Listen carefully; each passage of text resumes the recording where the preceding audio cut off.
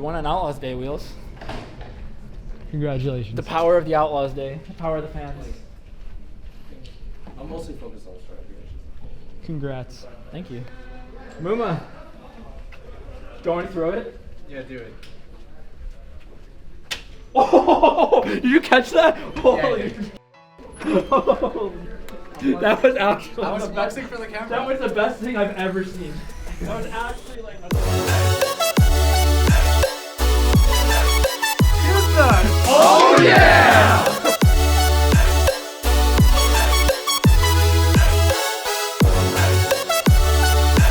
Oh my god! 7, 6, 5, 4, 3, 2, 1.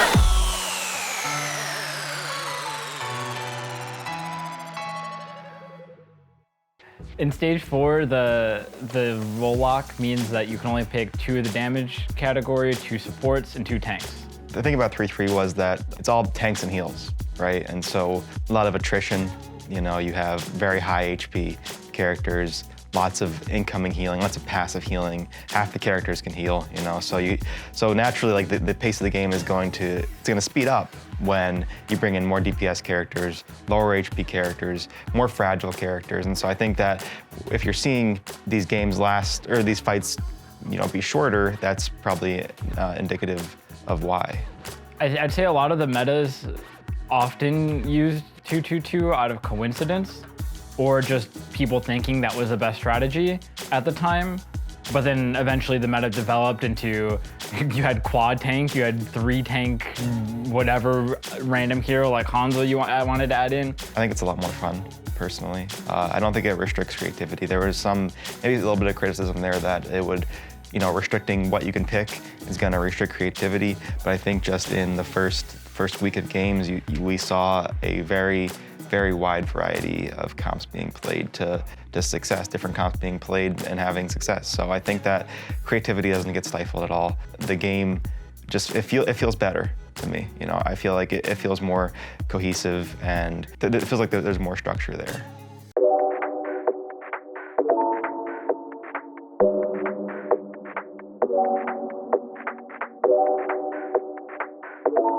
Rockets find soon. That's that deadly rockets on that Ana, man. Gotta be careful. Yeah, you're right. Jake is close to the EMP. Could be big. There's a stick coming in. Puts Gray between a bomb and an icy wall place. And Houston Outlaws 2 kills already as they work towards turning this one around. They want to retake, and it looks like they're going to get it. What a play at the end by the Outlaws. They get hacked, but they're winning the fight. It doesn't matter. The EMP just is not going to make enough of a difference. That's a problem, but he gets out. Cruz, not so lucky, though. And Houston Outlaws with the edge in this fight. They are going to get the control percent going first. This is a matter where I think he's going to get a lot of time on that hero. There's any indication. Nice stick on the Cruz. Dante coming right back, though, forces a translocator out as soon as well. And now Jake running in. He's got the EMP translocator over the top. There's the EMP. Send it up. Muma already taking out Shadowburn. And Houston Outlaws wasting no point in getting back. Oh, there goes Cloudy. Now the EMP comes in from Jake, and there's a kill in the Shadowburn. Houston Outlaws, they win this fight, they switch it back, and they will probably win this map. Is anyone there from Paris to try to respond to this? It's just a very slow Orisa trying to get back to the point right now. She's got 4 legs, she should be faster, but she's not. There goes Finzi, and Houston Outlaws get the 2-0 on Busan. Muma just gonna try and hide and trigger that overtime. He will be successful. One last push for Houston. A frantic fight for the Outlaws, but point down already. Soon has been such an MVP, and he gets another one right now. I don't think Rockus is going to live too much longer. At least he's not going to make it to the point. There's a DMAC on the Kumat. The kill as well. It's skeet shooting for Soon. Couldn't be easier. And Paris Eternal with a full hold. They keep it into overtime, but Lynx are already taken out by Soon. Shadowburn with another Blizzard available, and he's just going to drop it on the point almost immediately. Why not? Goodbye, Boink. And goodbye, Houston Outlaws' chances here on Blizzard World. Match isn't quite over yet, but it is going to be Paris Eternal after losing the first map, winning 2 in a row, taking the lead in this series. Yeah, Jake making the big plays to keep his team inside this battle. Soon now with the Infrasight out, but Houston Outlaws not perturbed by that. Lynx are also switching over to the May at the moment. Soon hits him while he's trying to get back to his team. That's what they needed. That's exactly what they needed. Houston Outlaws, though, still pushing forward and Gray down. They want to get to that map 5, but here comes a whole hog from Finzi. Whole hog pushes him off the Get cart. on the payload. That's the thing. There was no Genji for the reflect anymore, so the whole hog just pushed him off, and that means Paris Eternal will win this series 3-1.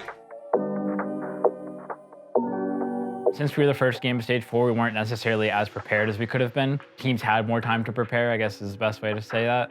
As well as we were trying to see what rosters would fit in a lot of places, or like if we can include more people. We were experimenting with the roster a lot up until the day before the match, so when the match time came, we weren't necessarily the most prepared, and we didn't have the most fleshed out strategies because we were focusing on who was going to play instead of like what and how we're going to play. I think Paris played extremely well, and they're an extremely talented team, especially based on how they played against Valiant. We sort of beat ourselves in that match rather than them beating us. With a new stage and a new meta, there's always going to be like a high level of volatility in the first few weeks, I think. And after some time passes, teams really start to understand what to play.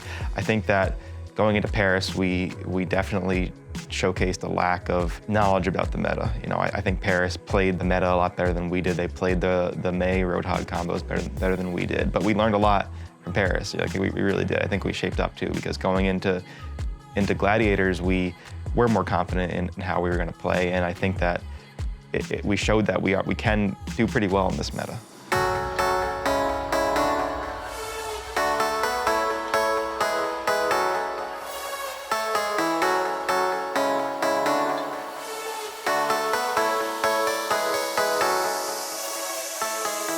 Fingers get picked immediately. The Houston Outlaws, they're right on the edge now. Keep it together. All you have to do is whittle down the Los Angeles Gladiators. The Gladiators have no other options. They have to win this fight right here and now, and they only get the kill on MoMA before the point goes the way of the Houston Outlaws. Oh, Maywalt plus the Blizzard thrown in. Hydration surviving for now, but he's the focus fire. The shield timing. They gotta hunt him. Yep, gonna get rid of him eventually. Two kills there for the Houston Outlaws, and now you've got the flip. Shaz of the Trance just to guarantee it. We're at 99% on the board here for Houston Outlaws, and now Jake gets the pop in. Kills coming through. The backline dead for the Gladiators. A single dragon going in. That's Raucus out of the fight, but this is the Houston Outlaws taking the fight, taking control right back. That was a desperation transcendence, and Houston played really well around it. They backed up, then they reset their footing on the point. Muma dropped supercharger there, will take it right back. Halt in. Looks like the hook. Jake point blank up with the Shaddies. And it's going to be 2-3 kills here for the Houston Outlaws, and a great offense so far to kick things off. There isn't a whole lot you can hope to do here if you're the Goose, apart from go back to spawn and reflect on the meaning of life. But they will be able to shift things up here, Houston. They've got so many ults to work with. So there's the sound barrier by Boink. Just looking to initiate. Jake being selected with his target focus. Blossom is going to come through now, but the D-Matrix is up. Instant deletion of the Discus, but they are still doing a great job of weathering the storm here, Los Angeles Gladiators. They take down Decay. Got a touch. Getting really, really close right now. There's been a couple kills, but off of the points. But Roar and Vickers. I know. But Void is in, and Decay looking for it. Not going to find the pulse. Roar does manage to go ahead and start off the party, though. That's Raucus going down. We're trading back and forth. The back line is dead for the Outlaws, but we've lost the damage dealers for the Gladiators, and the tank's going down next. Falling apart here for the Gladiators. The Mei. Blizzard just forcing him into a corner. Shaz has got nowhere to go, and that is where the push will end. And the Houston Outlaws keeping it together here. Decay doing the best he can, trying to turn it around here for his team, but there's only so much a man can do. And the sound barrier is out as well for the Houston Outlaws. This is where they tip the tide in their favor. Roar gonna go down next, and now one after the other, the Gladiators will fall, and it will be the Houston Outlaws. You called it, Hex. The Houston Outlaws going up 2-0 versus the Los Angeles Gladiators. Nothing here left for the Outlaws to contest with. They're trying to run back, but it's not going to be fast enough. And the Los Angeles Gladiators will get a map on the board. EMP over the top. Sureforce there to take down Jake, as they are still fighting on this point. Roar goes down, so they're down a man here for the Gladiators. And never mind, ruined. They're keeping it together. Decay on the Tracer looking for a flank, and they're still in this. Dragon over the top, right through the point. Muma takes down Void. There it is. Looks like the Houston Outlaws will stabilize. Got good positioning here on the side of the Gladiators, though. And now it's Decay. Oh, snuffed by Jake. You wanted to get some value out of that blade? I don't think so. This is going the way of the Houston Outlaws again. Shaz in the open, gone. Void hoping to delay just a little bit. It's just time getting burned off the clock. It's not a whole lot. Void gonna be sent back to spawn. Surefoy has killed himself somehow. That's not gonna help things. And there it is. 3 quick, big plays here. The Limbs coming in hot and quick for the Houston Outlaws. And the Houston Outlaws, they might get it done. They're gonna sneak it versus the Gladiators. Houston Outlaws, huge win. Jake can't even believe it.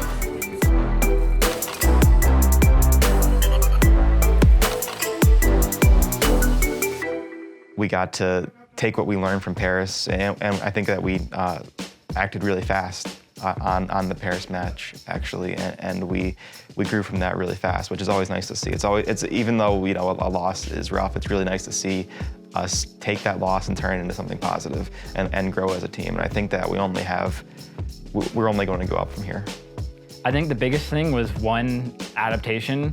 We were able to start focusing on what we wanted to play and sort of what we thought was good and sort of talk things out more so now that we knew sort of who was playing. We didn't know necessarily what we were gonna do. We had different rosters for each one. We're like, okay, let's see what happens. Let's just play what we think is good and make swaps. So then we just sort of focused on playing Overwatch rather than trying to execute a specified game plan, and it sort of worked out for us. Yeah, Outlaws Day was really exciting, actually. The crowd was full. The energy was as much as can be. It was really cool to see all the fans, hear the crowd cheering, and especially for us to get an upset win on Outlaws Day. It was kind of more meaningful because of that. We did receive a big power boost from our fans on the Gladiators match because of the fact that it was Outlaws Day. We had a bunch of, the crowd was probably the loudest it's ever been for us. Gladiators also in LA, and you know that they show up to every match that Gladiators have, and you know that their crowd is loud. Like, I've seen a Battle of LA game. I know both teams have insane crowds there, and I think ours was bigger that day. And that says something about our fans, that they're so dedicated, they're so loud, they want to support us with anything that they can, and it really means a lot to us.